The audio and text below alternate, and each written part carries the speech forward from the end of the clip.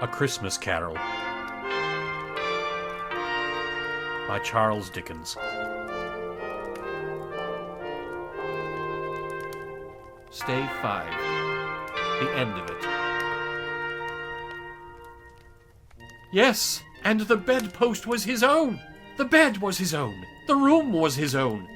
Best and happiest of all, the time before him was his own, to make amends in. I will live in the past, the present, and the future, Scrooge repeated as he scrambled out of bed. The spirits of all three shall strive within me. Oh, Jacob Marley, heaven and the Christmas time be praised for this. I say it on my knees, old Jacob, on my knees. He was so fluttered and so glowing with his good intentions that his broken voice would scarcely answer to his call. He had been sobbing violently in his conflict with the spirit, and his face was wet with tears. "They are not torn down," cried Scrooge, folding one of his bed curtains in his arms. "They are not torn down, rings and all. They are here. I am here. The shadows of the things that would have been may be dispelled. They will be. I know they will." His hands were busy with his garments all this time, turning them inside out, putting them on upside down, tearing them, mislaying them, making them parties to every kind of extravagance. "I don't know what to do," cried Scrooge, laughing and crying in the same breath, and making a perfect Laocoon of himself with his stockings. "I am as light as a feather. I am as happy as an angel. I am as merry as a schoolboy. I am as giddy as a drunken man. A Merry Christmas to everybody! A Happy New Year to all the world! Hello here! Whoop! Hello!" He had frisked into the sitting room and was now standing there, perfectly winded. "There's the saucepan the gruel was in," cried Scrooge, starting off again and going round the fireplace. "There's the door by which the ghost of Jacob Marley entered. There's the corner where the ghost of Christmas presents sat. There's the window where I saw the wandering spirits. It's all right. It's all true. It all happened." Really, for a man who had been out of practice for so many years, it was a splendid laugh, a most illustrious laugh, the father of a long, long line of brilliant laughs. "I don't know what day of the month it is," said Scrooge. "I don't know how long I've been among the spirits. I don't know anything. I'm quite a baby. Never mind, I don't care. I'd rather be a baby. Hello! Whoop! Hello! Hello here!" He was checked in his transports by the churches ringing out the lustiest peals he had ever heard. Clash, clang, hammer, ding-dong, bell. Bell, dong, ding, hammer, clang, clash. Oh, glorious! Glorious! Running to the window, he opened it and put out his head. No fog, no mist, clear, bright, jovial, stirring, cold. Cold, piping for the blood to dance to. Golden sunlight, heavenly sky, sweet fresh air, merry bells. Oh, glorious! Glorious! "What's today?" cried Scrooge, calling downward to a boy in Sunday clothes, who perhaps had loitered in to look about him. "Eh?" returned the boy, with all his might of wonder. "What's today, my fine fellow?" said Scrooge. "Today?" replied the boy. "Why, Christmas Day." "It's Christmas Day," said Scrooge to himself. "I haven't missed it. The spirits have done it all in one night. They can do anything they like. Of course they can. Of course they can. Hello, my fine fellow." "Hello," returned the boy. "Do you know the poulterers in the next street but one, at the corner?" Scrooge inquired. "I should hope I did," replied the lad. "An intelligent boy," said Scrooge. "A remarkable boy. Do you know whether they've sold the prize turkey that was hanging up there? Not the little prize turkey, the big one?" "What, the one as big as me?" returned the boy. "What a delightful boy," said Scrooge. "It's a pleasure to talk to him." "Yes, my buck." "It's hanging there now," replied the boy. "Is it?" said Scrooge. "Go and buy it." "Walker!" exclaimed the boy. No, said Scrooge. "I am in earnest. Go and buy it, and tell him to bring it here, that I may give them the direction where to take it. Come back with the man, and I'll give you a shilling. Come back with him in less than 5 minutes, and I'll give you half a crown." The boy was off like a shot. He must have had a steady hand at the trigger, who could have got a shot off half so fast. I'll send it to Bob Cratchit's, whispered Scrooge, rubbing his hands and splitting with a laugh. He shan't know who sends it. It's twice the size of Tiny Tim. Joe Miller never made such a joke as sending it to Bob's will be. The hand in which he wrote the address was not a steady one, but write it he did, somehow, and went downstairs to open the street door, ready for the coming of the poulterer's man.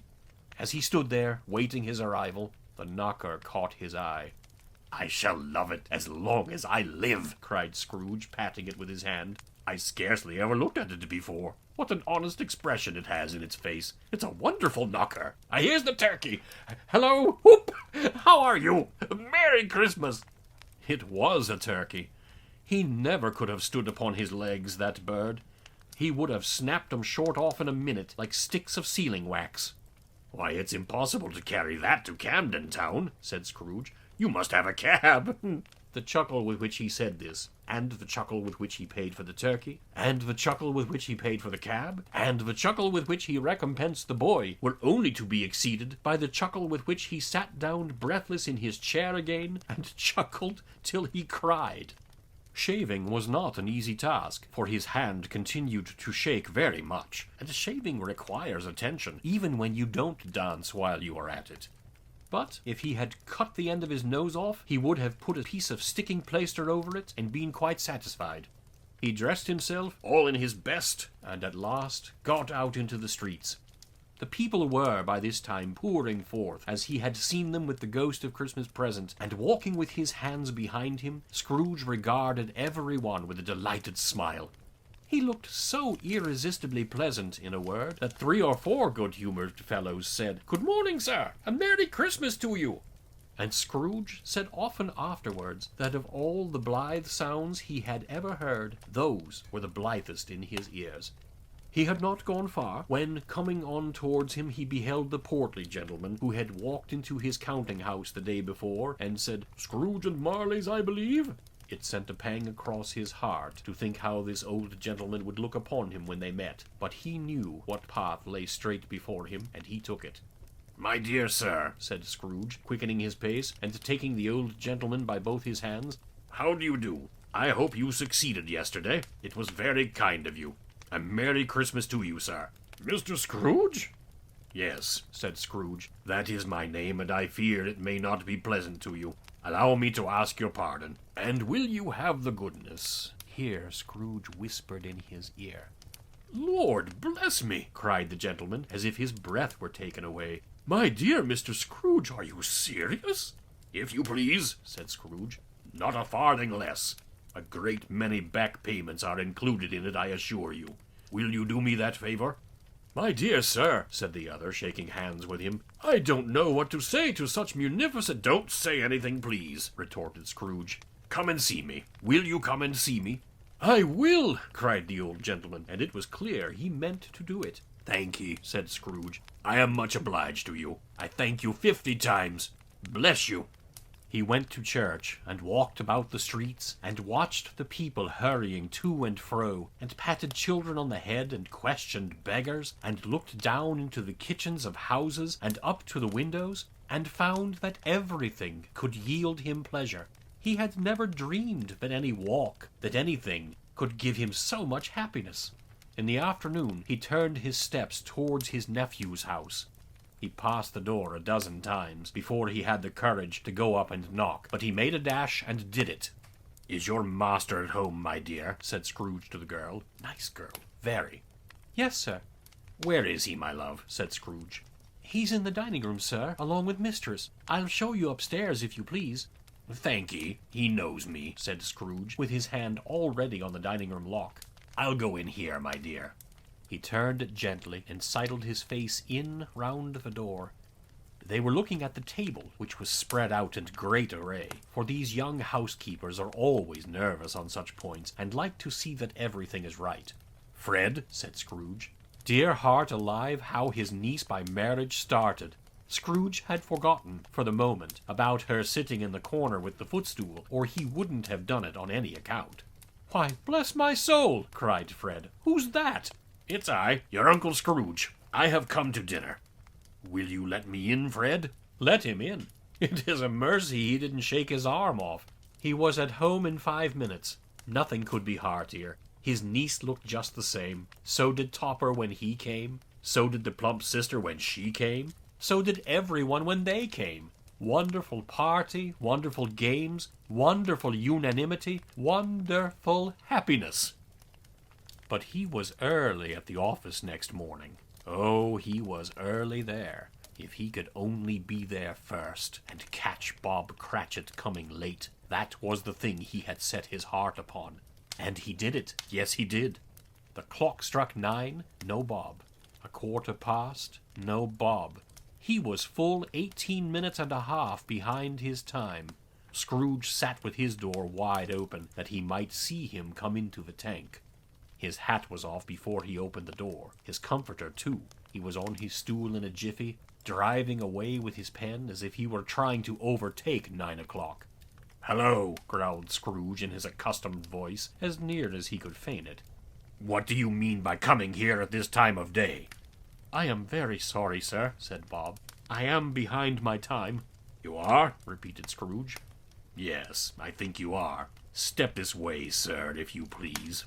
"It's only once a year, sir," pleaded Bob, appearing from the tank. "It shall not be repeated. I was making rather merry yesterday, sir." "Now, I'll tell you what, my friend," said Scrooge. "I am not going to stand this sort of thing any longer. And therefore," he continued, leaping from his stool and giving Bob such a dig in the waistcoat that he staggered back into the tank again, "and therefore, I am about to raise your salary." Bob trembled and got a little nearer to the ruler. He had a momentary idea of knocking Scrooge down with it, holding him, and calling to the people in the court for help and a straight waistcoat. "A Merry Christmas, Bob," said Scrooge, with an earnestness that could not be mistaken as he clapped him on the back. "A merrier Christmas, Bob, my good fellow, than I have given you for many a year. I'll raise your salary, and endeavor to assist your struggling family, and we will discuss your affairs this very afternoon, over a Christmas bowl of smoking bishop, Bob. Make up the fires, and buy another coal scuttle before you dot another I, Bob Cratchit." Scrooge was better than his word. He did it all, and infinitely more. And to Tiny Tim, who did not die, he was a second father. He became as good a friend, as good a master, and as good a man as the good old city knew, or any other good old city, town, or borough in the good old world. Some people laughed to see the alteration in him, but he let them laugh, and little heeded them, for he was wise enough to know that nothing ever happened on this globe for good, at which some people did not have their fill of laughter in the outset, and knowing that such as these would be blind anyway, he thought it quite as well that they should wrinkle up their eyes in grins, as have the malady in less attractive forms. His own heart laughed, and that was quite enough for him. He had no further intercourse with spirits, but lived upon the total abstinence principle ever afterwards. And it was always said of him that he knew how to keep Christmas well, if any man alive possessed the knowledge. May that be truly said of us, and all of us. And so, as Tiny Tim observed, God bless us, every one.